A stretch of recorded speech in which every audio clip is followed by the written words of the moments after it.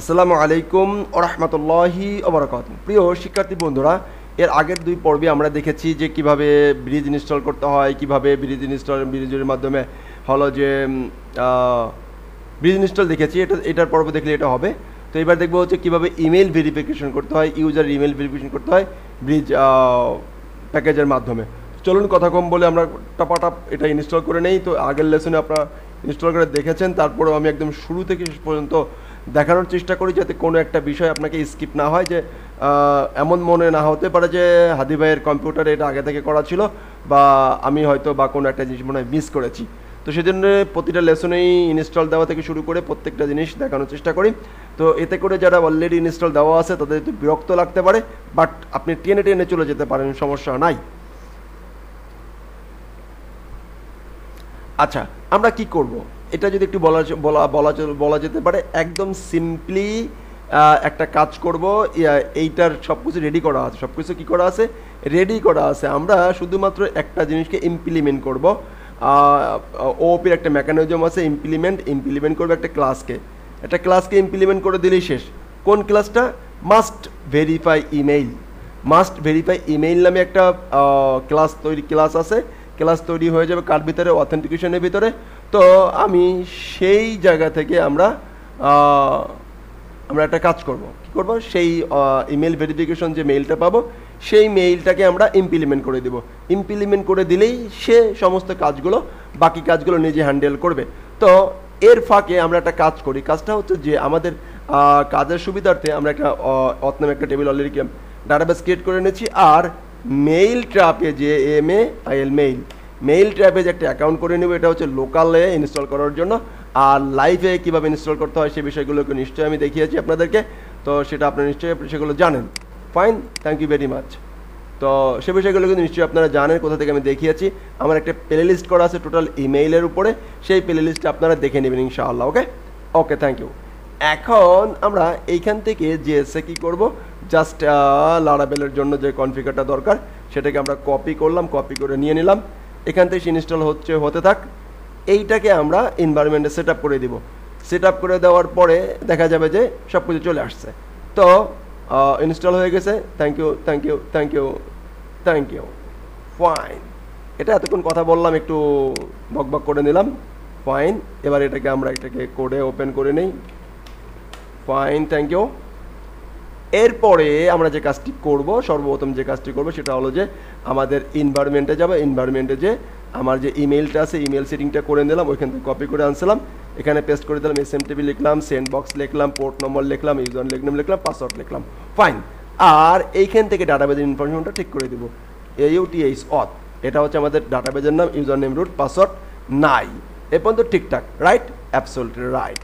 এখন আমরা ব্রিজটাকে ইনস্টল দেবো। কি করব? ব্রিজটাকে ইনস্টল দেওয়া শুরু করব। একদমই সহজ, সিম্পল। এখানে আমি লিখে রাখছি, এর আগেও আপনাদেরকে দেখিয়েছি। জাস্ট এটা কম্পোজারের মাধ্যমে ডিপ ভার্সনটা নিয়ে আসবো। Fine, thank you. Then install start. Enter হয়েছে। আচ্ছা, এন্টার হয়েছিল না? এন্টার হলো। কাজ শুরু। দেন শুরু করতে থাক। এরপরে আমরা এটাকে ইনস্টল দিব। এটাকে আমরা কমন PHP আর্টিসান ব্রিজ কমান্ডে নিয়ে আসলাম। সিম্পলি সহজ। ওকে, তো এটাকে আমরা কি করে দিলাম, এটাকে কমান্ড করে দিলাম। যেহেতু বিলেট দিব তাদের 0 দিলাম। এটা আমি আগে দেখিয়েছি। ফাইন, এটা কোনো রকেট সায়েন্স না, এগুলো আমি আগের লেসনে বলেছি। দ্যাটস এই লেসনে এগুলোর ব্যাখ্যা আমি করলাম, মধ্যে নয়কারে না। Fine, thank you very much.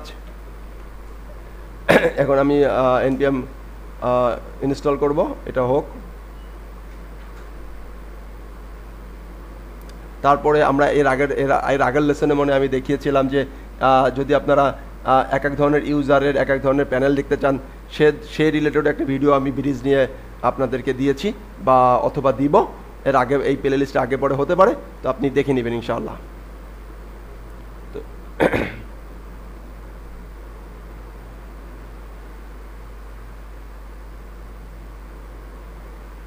শেষ, সিম্পলি কাজ শেষ।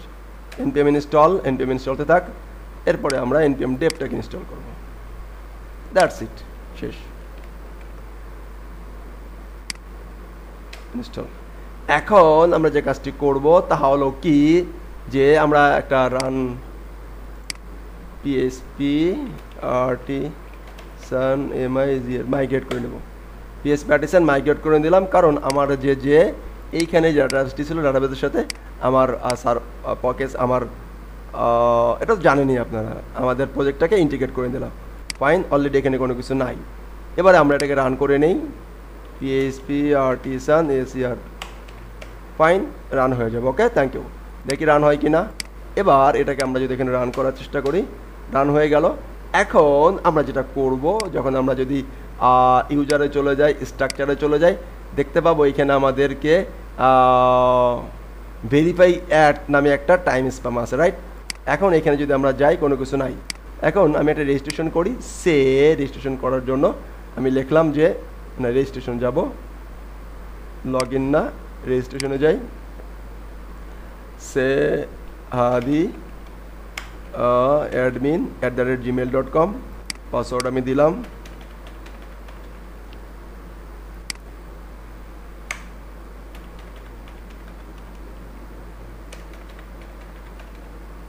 ফাইন, রেজিস্ট্রেশন করে ফেলাম।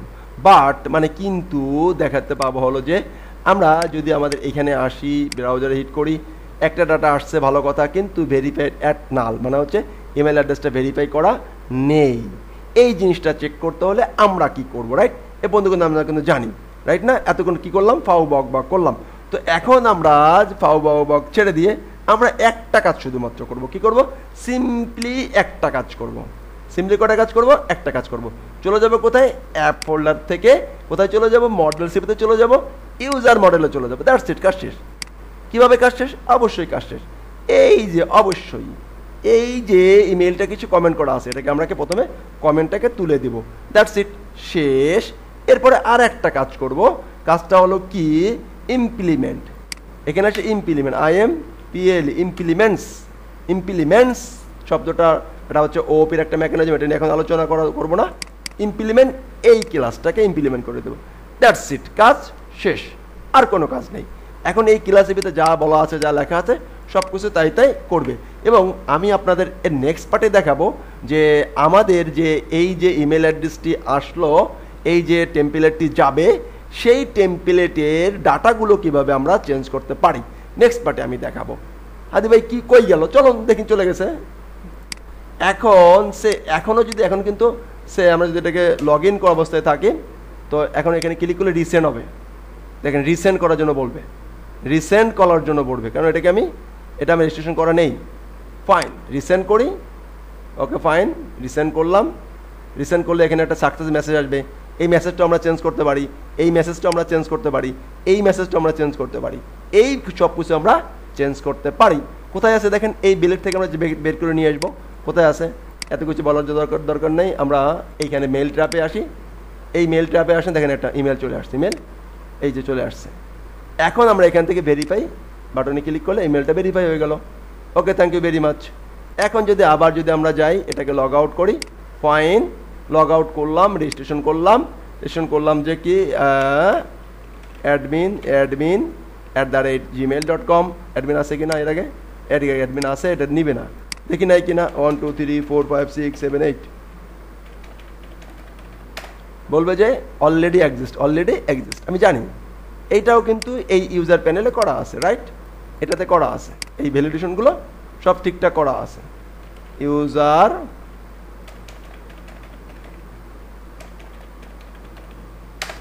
রেজিস্ট্রেশন ক্লিক করলাম, লগ ইন হয়ে গেল, লগ ইন হয়ে যাবে। অ্যান্ড কি এই দেখেন, রিসেন্ট চলে গেছে, মেইল কিন্তু চলে গেছে, মেইল চলে গেছে। যদি আমি আবার রিসেন্ট চাই, তাহলে রিসেন্ট ক্লিক করতে পারবো। দেখেন, এই দেখেন মেইল চলে আসছে, ইউজার ফিউ সেকেন্ড আগে। এখানে যদি আমি ক্লিক করি ভেরিফাই হয়ে গেলে লগ ইন চলে আসলো, লগ ইনটাতে চলে আসলাম। এই সিম্পলি একটা ক্লিকের মাধ্যমে আমরা ভেরিফাই করে ফেলতে পারলাম, জাস্ট এক লাইন লেখার মাধ্যমে। এখন নেক্সট পার্টে আমি আপনাদেরকে দেখানোর চেষ্টা করব। কি দেখানোর চেষ্টা করব? আমি দেখানোর চেষ্টা করব হচ্ছে যে কিভাবে ফরগেট পাসওয়ার্ডে কাজ করতে হয়, কিভাবে হলো যে সে এই যে ইমেল পাসওয়ার্ডের রিসেটের লিঙ্ক চলে যাবে, রিসেট করে লিঙ্ক চলে যাবে। তারপরে হচ্ছে যে রিমেম্বার কিভাবে করতে হয়, এই বিষয়গুলো আমি স্টেপ বাই স্টেপ আলোচনা করার চেষ্টা করব ইনশাআল্লাহ। ভালো থাকবেন। আসসালামু আলাইকুম ওয়া রাহমাতুল্লাহি ওয়া বারাকাতুহু।